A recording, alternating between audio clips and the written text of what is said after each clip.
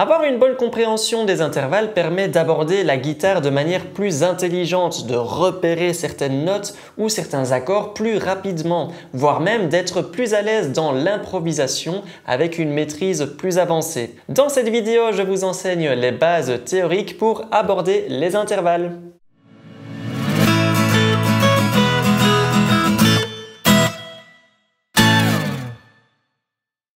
Salut à tous, c'est Robin Ace. On m'a souvent demandé de faire des vidéos un peu plus théoriques. Je répondais qu'il existe déjà de nombreuses vidéos sur le net qui permettent d'aborder la théorie musicale. Je me suis finalement décidé d'aborder un petit peu le sujet.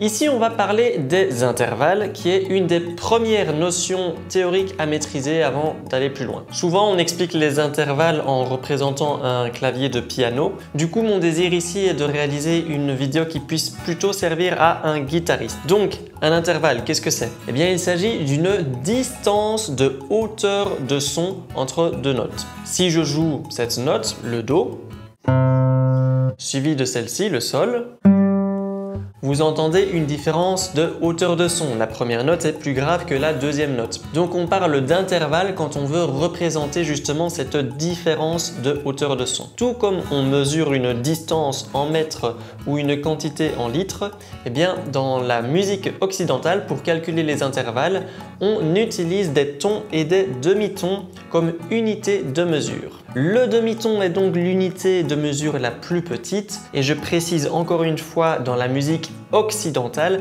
car dans d'autres cultures, il arrive régulièrement d'utiliser des quarts de ton par exemple, ou d'autres unités de mesure. Et sur la guitare justement, sur une même corde, quand on passe d'une case à une autre, eh bien on monte ou on descend d'un demi-ton. Quand vous montez d'une case, vous trouvez une note plus aiguë d'un demi-ton. Et inversement, quand vous descendez d'une case, la note sera plus grave d'un demi-ton.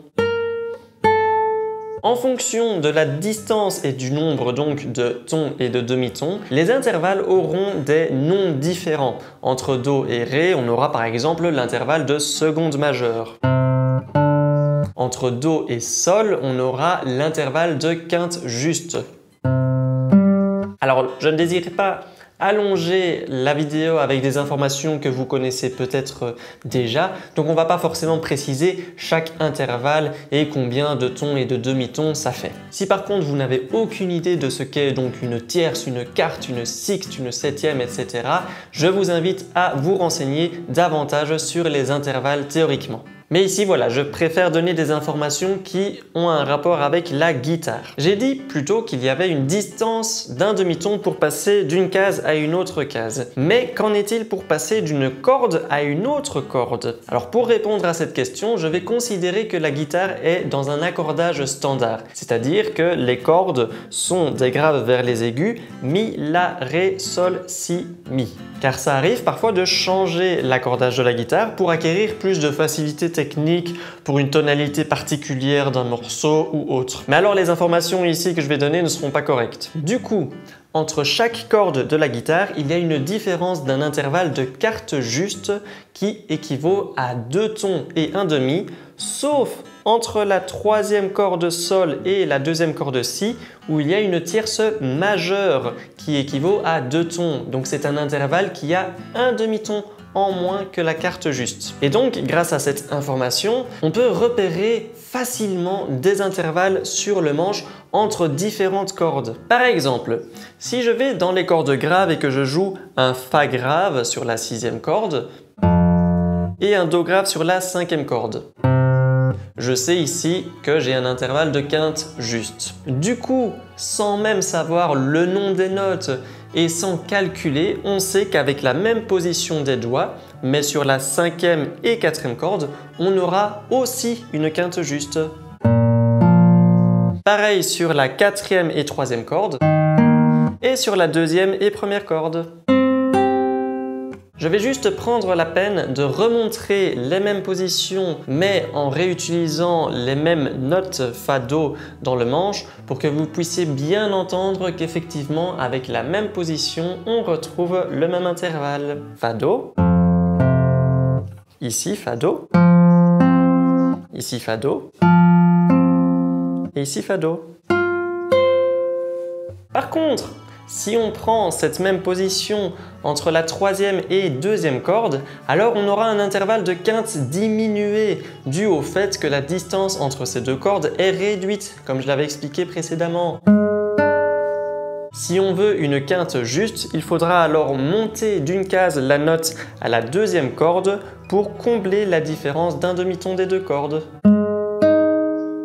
Je vous montre maintenant le même exemple avec une tierce majeure. Sur la sixième corde, je peux prendre par exemple le sol grave à la troisième case et sur la cinquième corde, le si grave deuxième case.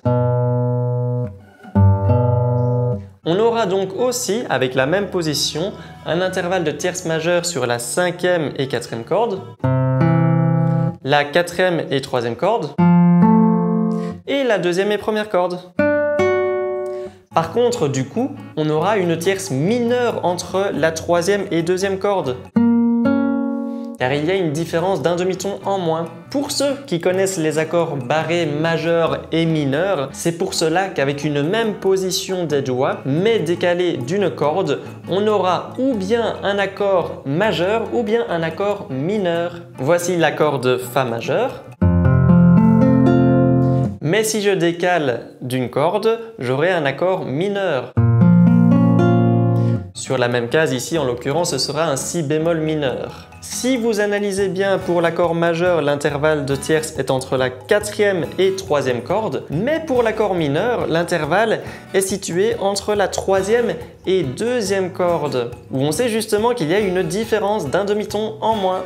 Jusqu'à présent, je vous ai montré des intervalles entre deux cordes conjointes, mais les règles sont les mêmes pour des intervalles plus grands. Si je prends l'intervalle d'octave entre la sixième et quatrième corde, je peux par exemple prendre le Fa grave, première case de la sixième corde, et le Fa, troisième case de la quatrième corde.